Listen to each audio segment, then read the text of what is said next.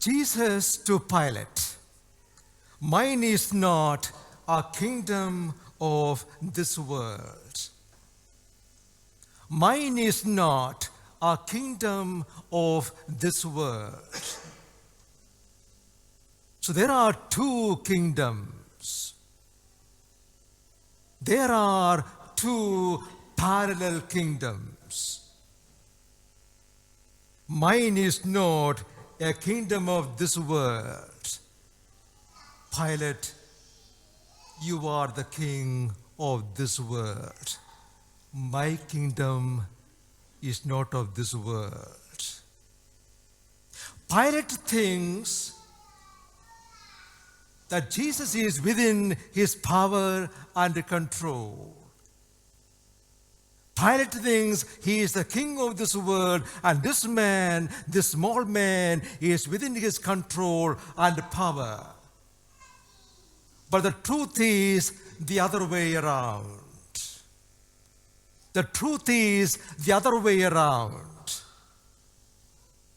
Pilate is within the kingdom of Jesus. Pilate is within the kingdom of Jesus. Pilate's small kingdom, his small story is within the bigger kingdom of Jesus. Pilate's story is a very small story, a very short story that did not last, would not last. The stories of this world, your story and my story, they are very small, short stories. They won't last. You may remember,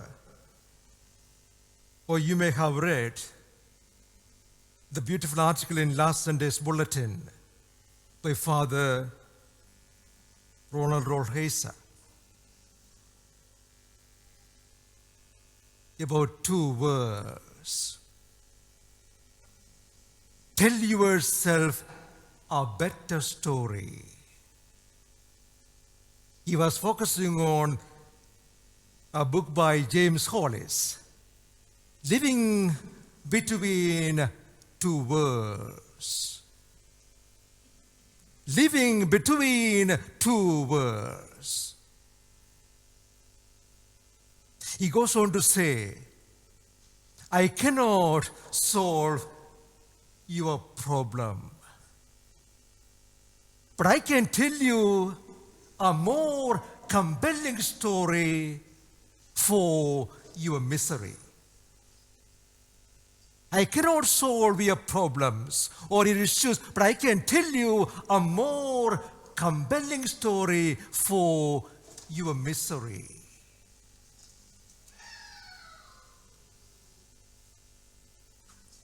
Think about the bigger story. We all need a bigger story to frame our small story within and to understand and make sense of what we are going through. I say it again. We need a bigger story or a meta-narrative to frame our life, our small story within that bigger story to make sense of our small story. One wonders why these days, in today's materialistic society, why people have no sense of meaning or joy in life. Why young people cannot make sense of life. Why they fall into depression and hopelessness, because confined to this word, to social media or to WhatsApp or to Facebook, to this word, to the likes and dislikes, you are living a small story. Within a small story, there is no meaning. You need to have a meta story, bigger than your story. Only then you will find a meaning for what you are going through. In other words, frame your pain within this bigger story. What we are looking for is not happiness. What we are looking for is meaning. Because happiness is a byproduct of something else. Meaning is abiding. It can coexist with the pain and suffering. Meaning can coexist with the suffering and the pain. Meaning can coexist with the suffering and the pain. You suffer pain, you suffer misery, but then you have a meaning. Then you say, I can suffer this, I can go through this because I know the meaning. I know the meaning. Look at Jesus on the cross, embracing the cross. Remember this too. The wood on which he is dying on, he made it. The wood on which he is dying on, he made it. He is the bigger story, and so he knows why I am dying on the wood I made. I have been nailed with the nails which I myself have made. Bigger story. I close with the words of Gabriel Marcel. Listen to this.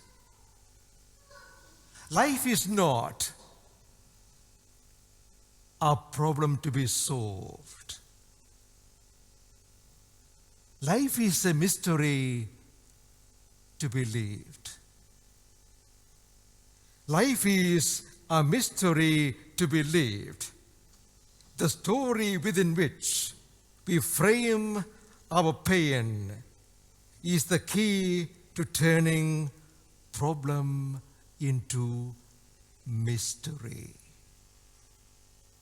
The story within which we frame our pain is the key to turning problem into mystery. Jesus said, I am the Alpha and the Omega. I am the truth and the life. Dear friends, to make sense of this life,